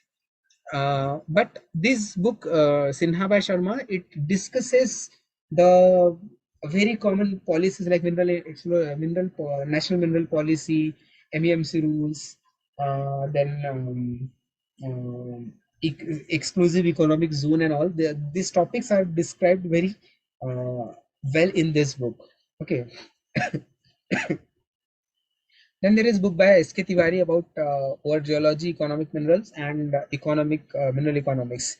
That is again a good one, and you will be able to find excerpts of long laws in very short language, okay, very short and sweet language. So for your this thing now, when you will be able to revise, you can use SK Tiwari's book. But I don't know if we have its soft copy or not, because I do not have it. If somebody has it, please share. Okay, now coming to the most important subject of geology. Why most important subject? Because ultimate aim of a geologist is to find out the minerals. So mineral exploration is the key. Okay, so again, SK Halder's book can be used for mineral exploration. The sampling, the grading methods, the different types of geochemical exploration is explained very well in very simple language. Even geophysical exploration is also given different stages of exploration, that is G4, G3, G2, G1 and all. Everything is given in very simple language. I am telling you, if you read this book, you will love this book. If you want to know it in scientifically advanced way, if you have time and energy both and some prerequisite knowledge, then the book by Moon, Watley and Evans is there, Introduction to the Mineral Economics, Mineral Exploration. That is excellent book. You will find some use of remote sensing and advanced software use, Mindsoft and all. They have used it. Okay, then one thing that we generally forget about mineral exploration is that mineral exploration is largely dependent on geophysical exploration. So for that purpose, again, Philip Carey's book is there, Introduction to Geophysical Exploration. You can use it. I have something about electrical and gravity method. I don't know what it is part of, but that was very good. I used it personally during my preparation. I'll share it that too. Okay. Then next part is the fuel geology and engineering geology. So we will see it in the separate ways. Petroleum geology by Richard Selly and John Hunt. Okay, these two books will take care of complete petroleum geology. Again, restrict yourself to only the basics. Do not go in unnecessary details, because now you only have few months remaining. Okay, for coal geology, Larry Thomas is much more than sufficient. Okay, now only one thing that will not be covered by any of these books is the Indian scenario. Okay, so for that purpose, you will have to depend on some reports of government, published by Government of India, and other things that are available on internet. Okay, so उसी में करना पड़ेगा. When you will study stratigraphy, Gondwana geology, you will be able to have an idea about the coal geology of India as well. Then engineering geology, Atwell's book is excellent. Okay, this is excellent book. Rock mass classification is excellent by Singh and Goel. This book will give you introduction to all different tests that we do in engineering geology. Brazilian test, RQD, RMR, Q, GSI, everything is very, very, very well written in this book. Rock mass classification by Singh and Goel. Okay, then for engineering projects, dams, tunnels, reservoirs, buildings, etc., FG Bell's book on engineering geology is best. So again, as I said, topic के हिसाब से book आपको change करना पड़ सकता है, पड़ेगा ही, ठीक है? Because rock mass classification, there is nothing included about tunnels and dams and all. Okay, if it is engineering geology, they are not talking about RMR and all. Okay, whereas Atwell's book, it is including both of them, but not in a best way, I guess. Okay. Then lastly, the very simple subject, environmental geology and natural hazard. This is an open subject, I would say. Okay, इसके लिए आप कुछ भी refer कर सकते हैं. But if I want to recommend, I would recommend this Montgomery and James Richards book. Okay, the books are beautiful, full of pictures and diagrams. You will love these books, and you don't have to devote a lot of time to environmental geology, but it will give you equal marks, है ना? तो इसलिए इस पे थोड़ा सा ध्यान देना पड़ेगा. Take care of the coastal erosion and all. Okay, coastal geology के बारे में इसमें थोड़ा सा आना चाहिए, ठीक है? Then finally about the hydrogeology. So you saw कि 3 पेपर के लिए इतनी सारी बुक्स थी एंड एक पेपर के लिए केवल 2 books. Why? Because hydrogeology, as I told you, it's not a huge subject, it's a part of geology.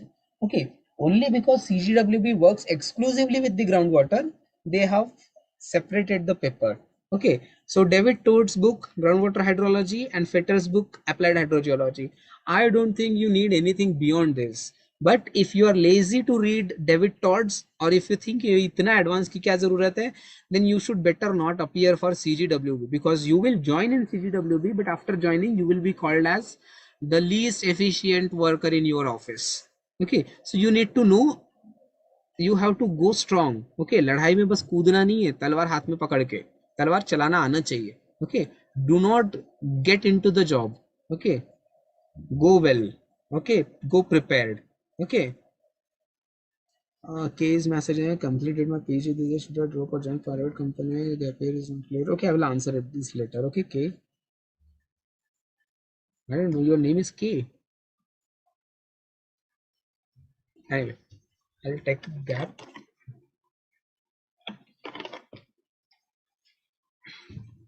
Okay, so while studying, what do you need to keep in your mind? I don't want to sound boring, but again, persistence is most important. Persistence का मतलब है लगे रहना। ठीक है, लगे रहना है, कितना भी बोर हो लगे रहना है, कितना भी डिस्करेजिंग लगे लगे रहना है। नौकरियां मिलेगी या नहीं मिलेगी, I don't know. For example, when when it was 2017, UPSC notification came by, I guess February or so, and they advertised 25 seats. So you can imagine what was the level of heartbreak I experienced, right? Yeah, keval only 25 seats. How I will get a seat if only 25 seats are there, right? But now today I know, if in if in 2017 UPSC had declared one seat, even that would have come to me only, right? So you could be me, right? If I am here, you can be here too, right? So persistence is important. लगे रहना है, ये नहीं कि यार बस 15 ही तो seats है, हमें कैसे मिलेगी, क्यों नहीं मिलेगी, right? You only need one seat, no matter how many seats are there. Persistent रहो अपने आप के लिए, you encourage yourself. Okay, I don't think Sandeep Maheshwari is required for encouragement. I know some people, some person who used to be a fan of Sandeep Maheshwari and still not passing examination, right? So Sandeep Maheshwari will not give you confidence. You can give yourself a confidence. Okay. But talking about confidence, what do they say? Confidence होना चाहिए. I would like to say opposite. Do not let your confidence be increased. हमेशा थोड़ा सा डर के रहो. हमेशा ये सोचो कि I know nothing. मुझे कुछ नहीं आता है, मुझे और पढ़ना है. मुझे, when you are trying to gain knowledge, be underconfident always. ठीक है, whenever you want to give something, when you want to express your knowledge, then be confident. Okay, then be confident. But while studying, never gain confidence, never. That is poisonous, that is venomous. If you have confidence while you are preparing, you will not be able to learn, because you will think I know this already, then there is no need of further reading, and you will stop there, your progress will stop there. Then constant evaluation, what does this mean? Constant evaluation, हमेशा check करते रहना है, right? हमेशा check करते रहना है. The BP and sugar patients, right, they are made on medication, right, but they have to constantly check their BP, right? They have to check their blood pressure constantly to check if there is any ups and downs. So similarly, when you are preparing, keep on evaluating. Mineralogy, if you have completed, then check it. Is there something remaining? Are you able to reproduce what you have studied? जो आपने पढ़ा है वो आपको आगे reproduce करना आता है या आप भूल जाते हो, ये भी तो जरूरी है. वाइडर रीडिंग मतलब बहुत सारा पढ़ो, समझते जाओ, understand and read again, read something else again. If you have studied superposition of folds from one book, refer to the same topic from another book and read whatever it has included there. You will find one or two things which will be extra in that book. Again, if you go to third book, you will get something more extra. So for this, wider reading is required. Learn, not just read. Studying does not mean only reading everything. You have to learn it very well. Take care of everything. Whatever topic you see, try to understand it in details. Unless you are able to explain it to someone, right? You should be able to teach what you have studied. Okay, that is actually learning process. Also write your own notes. Anybody who have succeeded has written their own notes. Why? Because your mind is very much vulnerable to the distractions. But while you are writing, it will force it, your hand will force your brain to be least distracted.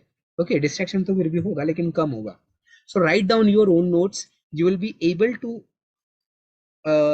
express yourself better in the examination. If you are able to write your own notes, you will be able to better reproduce it. आपको writing का अलग practice करने का जरूरत नहीं पड़ेगा. Hence, write your own notes. Finally, I would say, forget about the exam. Just remember the date and venue. Do not prepare for UPSC Combined Geologist examination. Only prepare for knowledge. You know?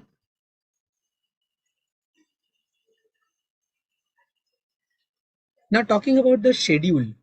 Okay, I will not be talking about much about the scheduling because I guess that is highly personal matter. ठीक है, कब आपको क्या करना है ये आप decide करेंगे. I have only generalized. The exam is in February. I guess 10-20 something. You have exam. Okay, so I can say that you should be able to prepare till 10th of January. Okay, जो भी study part है, whatever study part is there, whatever you have to study now, study it before 10th of January, and then keep your time for revision, because revision is most important. Whatever you have studied 3 years back, you might not be able to recall it in the examination, so better you revise it. While you revise, again write it down. Do not just read, write it down, because while you write, your mind will be forced to think over it for some longer time. So revise thereafter. Preparation should include complete syllabus, past papers as well. Okay, so that you know what you are going to get, what you are going to be served. Okay, depending on your comfort with the subject, present concept matlab present comfort, how much you already know igneous petrology or any other subject, and the size of subject. For example, geochemistry is little, metamorphic petrology is also small subject, whereas stratigraphy is huge, right? Igneous petrology is again huge.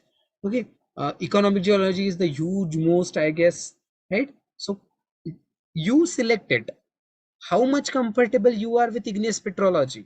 If you know nothing out of it, you will have to devote more time, maybe 20 days. Not 20 days, you shouldn't, you will not, you are not in a position to spend 20 days to any subject, but like maybe 10 days. Okay, जो subject आपको अच्छे से आता है, if you know sedimentary petrology very well, then why to waste 20 days or 15 days? Do it as quickly as possible. Okay, and devote at least 3 hours a day. I would say at least 3 hours a day, not less than that. When I passed UPSC, people asked me what was your strategy. So I would like to share what was my strategy. This was my strategy. I had studied geology for like 6 years, must be right, from BSc first, second, third year, then MSc first two, and these and all. So I only required these many days for the revision, right? I have spent 2 days for mineralogy. उसमें देखिए क्या किया, mineral chemistry, descriptive mineralogy, optics का basics, then next day mineralogy and crystallography डाल दिया. Then igneous petrology in 2 days, metamorphic petrology in 2 days, sedimentary petrology in 1.5 day, geochemistry in 1.5 day, environmental geology in a single day. Then paleontology, I spent 2 days. Stratigraphy, I spent 2 days. Structural geology, I spent 2 days. Dynamics को एक दिन. Geomorphology, simple, very simple subject, 1 day. Remote sensing, again small subject, 1 day. Ore geology, 2 days. Indian mineral deposits, again small subject, 1.5 day. Right? Economics, 1 day. Drilling part, only half a day. Exploration, 1 day. Geophysical exploration, 1 day. Coal petroleum मिला के 2 days. Engineering geology, 1 day. And hydrogeology, overall a week I gave. Okay, so this was enough for me to revise me for the subject. Okay, for the complete examination. So I would stop here, and now we can discuss what if you have any questions and clarifications.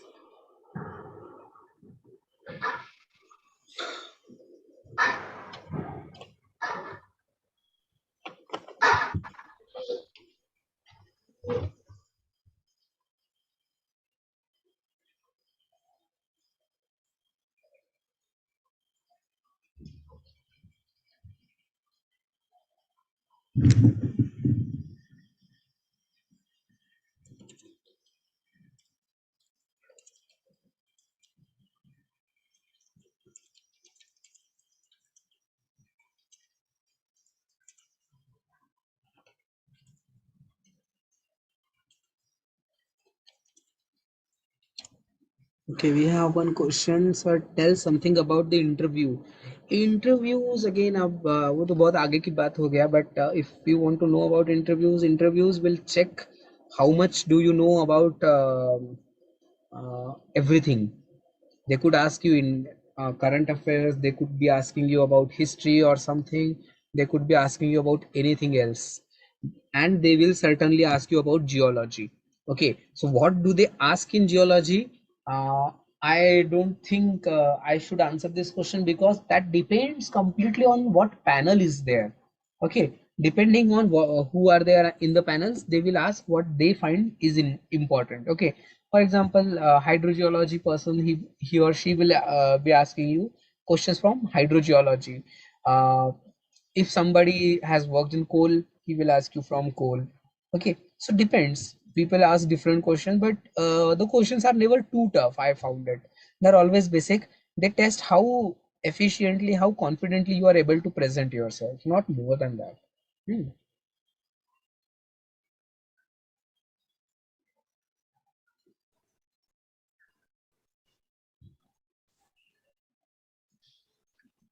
Students, if you have any question regarding anything, like how to write exams or how to approach the study, you are free to ask, interact.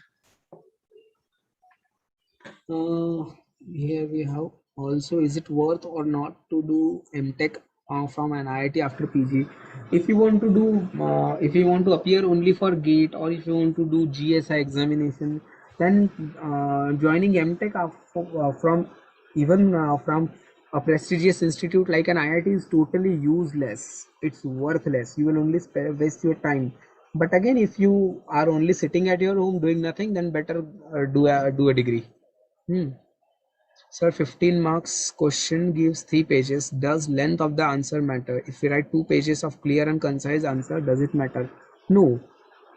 You have an option of 3 pages. Depends how much you want to use. If you are able to produce everything you know in 2 pages, that is well and good. That will save a lot of your time. So it doesn't matter. You can write it in smaller space. Sir, you show your strategy is for prelims. So you show your strategy is for prelims or for mains. See again, Nikhil, I don't know about prelims or mains. I did a UPSC in 2017. This was not the pattern that time. Okay, we only had one stage examination, like basically two, interview and the descriptive type. Okay, so descriptive का ही strategy हो सकता है, but again, even for prelims you don't have another strategy. There are no strategies for exam, there is a strategy for knowledge. If you have it, you will be able to write it or choose one out of the four. Next, sir, how much IIT Bombay PPT helpful to a student, as IIT Bombay PPT are well explained? IIT Bombay PPTs are very good, obviously that saves time, but it depends if you have been to IIT Bombay. अगर आप IIT Bombay में गए हो तब आपको पता रहेगा कि वो क्या है. अदरवाइज आईआईटी बॉम्बे की PPTs will not be very much useful, because आपको पता तो होना चाहिए वो पीपीटी में बोला क्या गया था. Most of the PPT are like diagrams और only picture. Where will be the explanation है. How much field experience will explain how preparation? I'm asking because we did masters in COVID. Anuj, basically, see, this is very important thing about field preparation, sorry, field experience. As far as your examination is concerned, it doesn't matter at all. It doesn't matter at all. Field experience का कोई मतलब मायने नहीं बनता है. But one thing, whatever you study theoretically, if you have seen it in the field, you will be able to explain it in such a beautiful way that you will certainly get a benefit. But because as you said, you did your masters during this COVID era, you don't have this option. But yes, once you will get into the service, there is a 1 year training for new joinees. So not an issue. They will teach you everything. But again, knowing something in advance will always help you. So आगे से जब भी आपको chance मिलता है, go run away and see the rocks.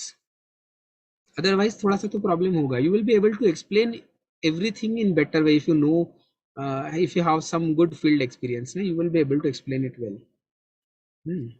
Is there any language barrier for interviews? Which language should I have to opt, Hindi or English for? Language barriers is space. There is no specific language barriers, but as there is written in the examination, the exam will be conducted in English language. Okay, so obviously even in interview, they prefer English. If you are speaking in Hindi, that is not considered as a foul play. Okay, you can speak in Hindi, but again, the answer of language that is advertised is English. So you have to use English. Specific exam for petroleum geologist. No, there is no specific examination for a petroleum geologist. Sir, suppose we have very good marks in prelims, but not good in mains. I guess Pranav sir will be able to answer this question. I guess rank will be suffered, certainly. Sonal, it is subjective that even when you are getting good marks in pre and you are not securing enough marks to be passed in mains, you won't be passed at all. Okay, if you have just managed to pass the examination, the mains examination by just a boundary, just taking a boundary, at the interview phase, it may be you may suffer. Okay, so you need to approach both the exams in a pretty good manner. Do not just think that I'll get a boundary in one exam and get extraordinary marks in another. This won't help you. This approach won't help you. Does it will also affect during the interview, because obviously interview will ask our field experience? Yes, Anuj, here is an issue. Okay, because the panelists, they would generally ask you आपने field कहाँ पे किया था, project कहाँ किया था, तब आपको थोड़ा सा problem आ सकता है. But again, everybody knows कि क्या condition चल रहा है. Okay, so I don't think that will be an issue. Obviously you will have to tell COVID था, नहीं था field में, क्या करेंगे, है ना. Sir, which is better in point wise answer writing or paragraph answer writing? Menk, I guess that totally depends on what you can say, descriptive abilities of a person, student, and type of question. Okay, I prefer to write in points. Okay, I prefer to write in points, making concise points and writing them, because that saves my time. And थोड़ा सा उसमें grammatical आप ये कर सकते हैं ना, मतलब क्या कहते हैं, syntax avoid कर सकते हैं. You can save your time using the syntax there.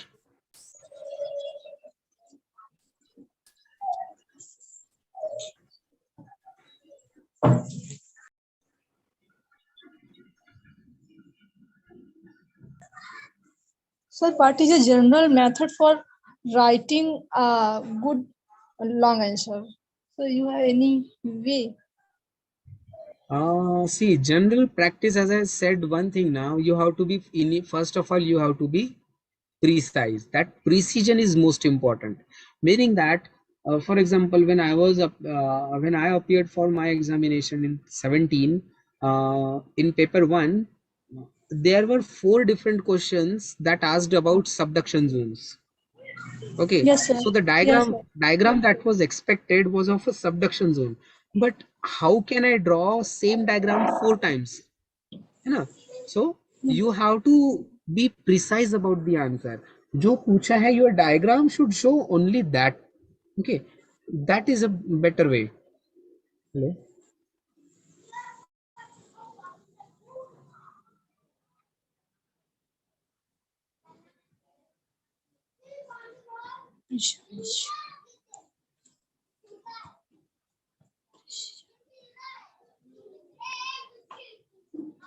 Okay, what about handwriting? Since my handwriting is not that great.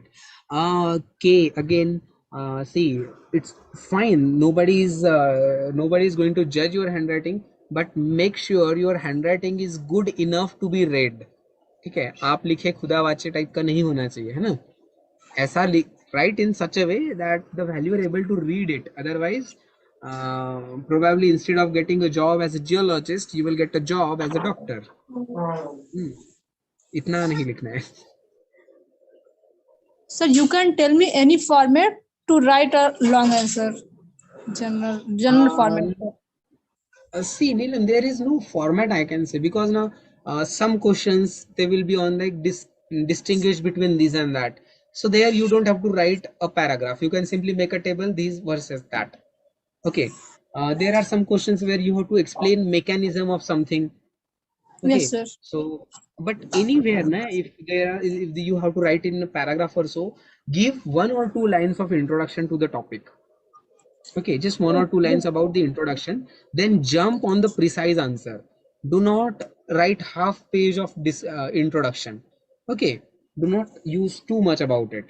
Okay, for example, if the question is explain the importance of microfossils in petroleum exploration, let's say foraminifera, Yes, sir. then talk only about that foraminifera is a microfossil very commonly found in blah blah blah environments, and then come to the topic.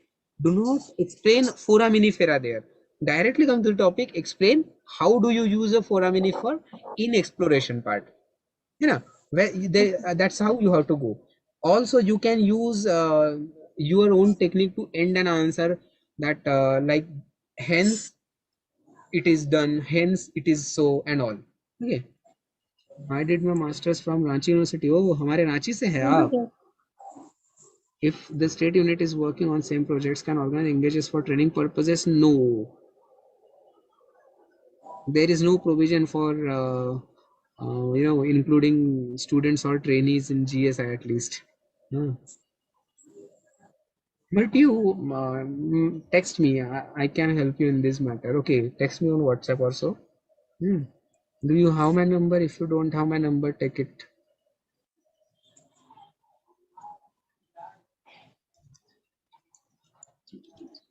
Okay, text me on WhatsApp or give me a call. Okay, just do not call me between 3:30 to 6:30. I will be in another lecture. Or you can simply text me on WhatsApp. I'll tell you what you can do. But again, fieldwork is extremely important, and you must do some fieldwork. If one goes only to loosen books for general studies and have preferentiality, will be helpful. Pranav sir, I guess this is for you. See, only Lucent book will not give you the comprehensive idea about the general studies as a whole. Because what happens is UPSC asks the question which is related to current affairs. Okay, so these questions are very much vibrant. So you need to know about the current advancements as well, and the current affairs as well. Okay, so what are the things which are nationally important, what are internationally important? Okay, and with that you need to have some depth, depth knowledge, in-depth knowledge. Okay, so Lucent is, I guess, something superficial. So if you wish, if you know something and you just want to revise, Lucent is good book. If you want to just revise, okay, if you want to study in depth, do not go for Lucent, go for NCERTs. NCERT is a good set of books for every subject. It will give you much fodder, and it will give you give you answer. Okay. Sir, Yes. K has asked, just one minute, sir. K has asked me.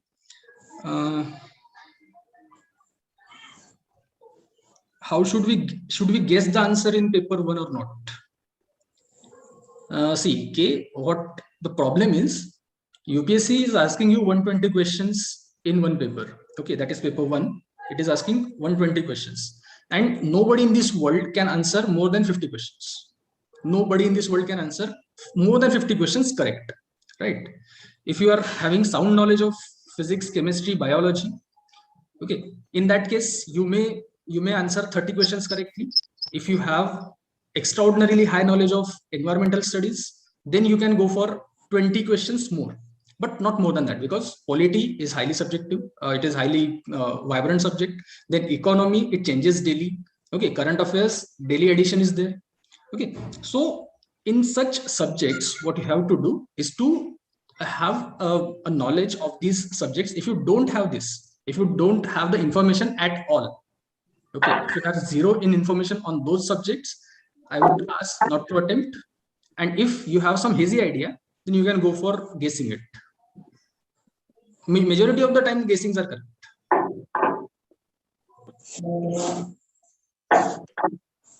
Amit sir, you were talking something. Some students might have confusion about should they skip the paper. Is it paper one compulsory like that? So Yes, sir. Paper 1 is compulsory. Paper 2 is also compulsory, because if you don't appear for either for these papers, either of these two papers, your result won't be counted. Your result won't be counted. So it is just, it will go in when that you are just appearing only in one paper and not appearing for another paper. So it is not the right approach. And that means you cannot skip any paper. You simply cannot skip any paper. only You can those, skip only one paper, that is hydrogeology or geology paper 3. That is in mains. And even if you want to become geologist or hydrogeologist. Okay. same. Hey, 30 to 35 marks you need to score in GS paper minimum. Okay, that is actually the cutoff. It may vary little bit, +2, +3, but at least you need to score 30 to 35 marks. Okay, and maximum those who are getting selection, final selection, they are scoring 50-55 marks in GS section. Okay, but you can work on particular subject, like sir already said that you have to study precisely that general science and environmental science, so you can score maximum mark. Okay, then go for current affairs, then go for history, polity, and other economic course. How much marks does current affairs cover in GS and how to prepare for it? See, for GS, for preparation of current affairs, you need to be aware of current affairs of past 1 year. Okay, right from past 1 year. So last exam was taken in February 2021, and next exam is going to have going to be held on February 2022. So in between this entire year, whatever has happened, you need to be sound knowledge of that. Okay, and it will cover some 15 or 20 questions. It is varying. Okay, it is varying. In 2020 there was some 15 questions, and in last year 2021 it was 18 questions. So it is varying. Some, I guess 20 questions shall be a cap. So if you are reading newspapers properly, it is more than enough. Take notes from newspapers, or else you can use YouTube, because major edtech platforms, what they do, they analyze the newspapers daily and they provide some PDFs of it. So you can go for that. You can download those PDF and you can just memorize it. And you need to revise basically, okay, because it is much volatile. Sir. Current affairs is very much volatile.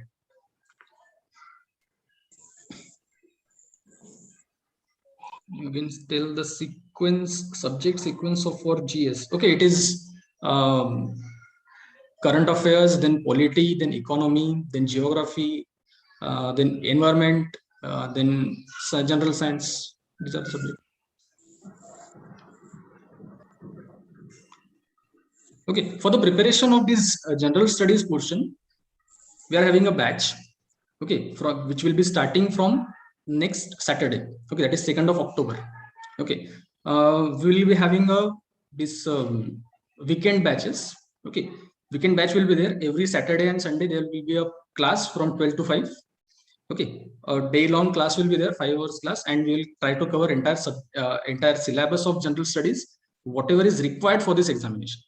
Okay, whatever required. Just we will have some approaches, how to approach the subject, how to read the subject and all. Okay, so if you wish, you can join that batch. Okay, it is actually easier for you to address those things.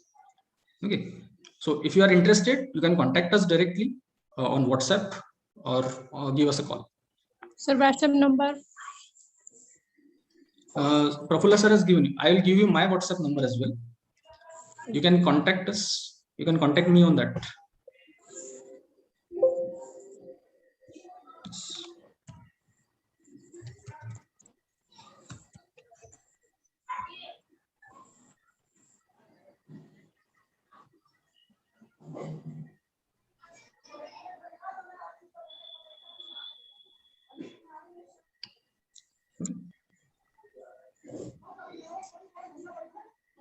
You can contact me on this number.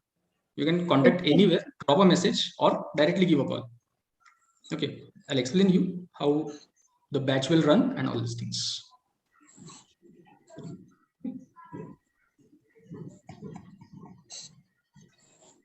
This is the cutoff for pre-paper 2 geology. It is again changing.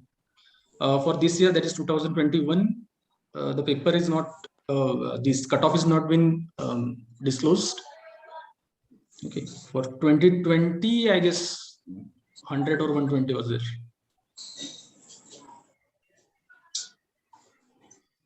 See, for the final selection, try to score as much as possible marks in paper 2 of prelims. Okay, because in general studies, you can score maximum 30-40 marks. Okay, means more than 10-15 marks above the boundary, but you can maximize your score in paper 2. And that will be the key factor for your selection, because in mains examination, again, professor already told you about the final percentage in mains examination. So it is not possible to score as much as possible. Score many more marks in mains examination.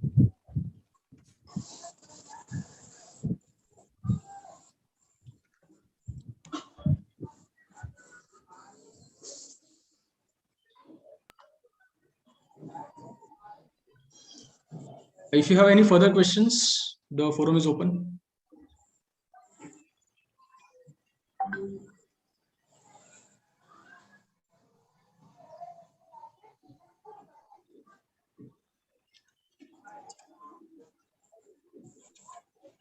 So here I would like to thank Mr. Prafulla Veragade, a geologist who has taken out time from his busy schedule, because after this class, after this session, he is having a lecture in IIT Bombay.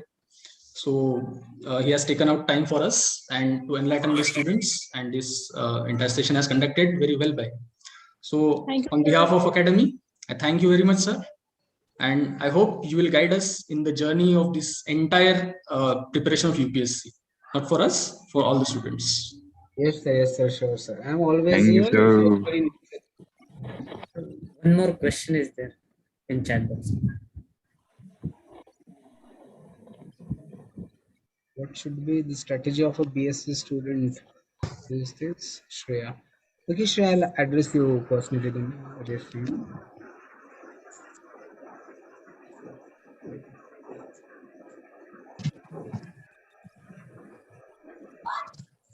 Okay, then. It had a nice session. Thank you all for joining. Yes, sir, I would like to tell the one thing. If anybody is thinks that they need the PPT, okay, the today's PPT, you just text me on WhatsApp. I'll send you the PDF. Okay, actually there is nothing but the pictures of books actually, you know. So I'll send you. Just text me on WhatsApp. It will help them a lot, sir. Yes, sir. You can send me, sir, on group. Yeah, but I don't know which group you are in now. So I don't know, there were like different groups. I don't know exactly. Hence, anyway, we'll see what is best.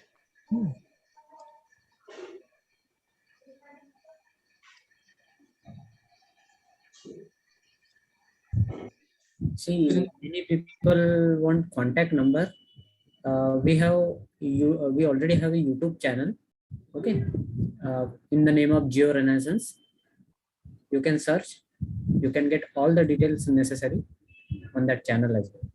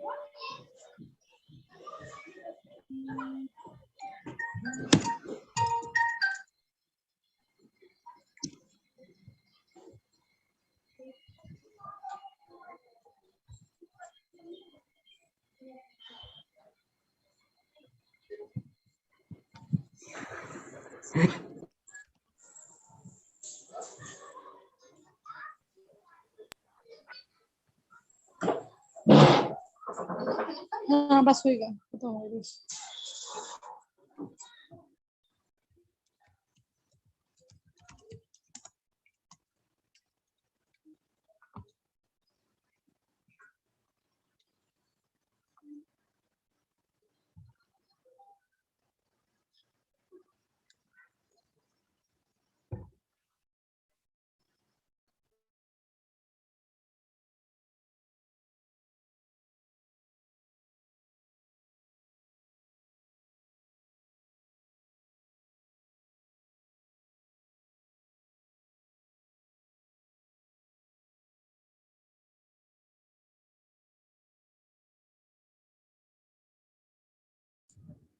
Okay, thank you.